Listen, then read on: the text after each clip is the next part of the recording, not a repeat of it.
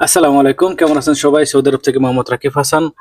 গতকালকে আমি একটি ভিডিও বানিয়েছিলাম যে প্রবাসীদের ট্রাভেল ব্যান হতে পারে আহ, যদি কোনো মক্তব থেকে, অর্থাৎ কোনো যে টাকা দেওয়ার মক্তব আছে এখান থেকে যদি টাকা নিয়ে পরবর্তীতে পরিশোধ না করা হয়, সেক্ষেত্রে কিন্তু ওই মক্তবগুলা ওই যে লোকটি ইকামা দিয়ে যার নামে টাকা তুলেছে তাকে কিন্তু ট্রাভেল ব্যান করে দেওয়া হয়, যাতে করে সে প্রবাস থেকে ভ্রমণ করতে পারবে না।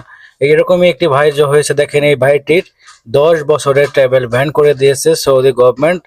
এই ভাইটি আমাকে বলেছে যে এই ভাইটি আহ, কোনো একটা কোম্পানির কাছ থেকে সে কিন্তু ইন্টারনেট সেবা নিয়েছিল এবং কি সেটার বিল পরিশোধ করেনি। বিল পরিশোধ না করার কারণে সেই কোম্পানি তার নামে কিন্তু মামলা করে দিয়েছে। এর জন্য কিন্তু তাকে 10 বছরের ট্রাভেল ব্যান করে দিয়েছে। যদি সে ওই টাকাগুলি পরিশোধ না করে, সে কিন্তু 10 বছরের এই সৌদি আরব থেকে যেতে পারবে না।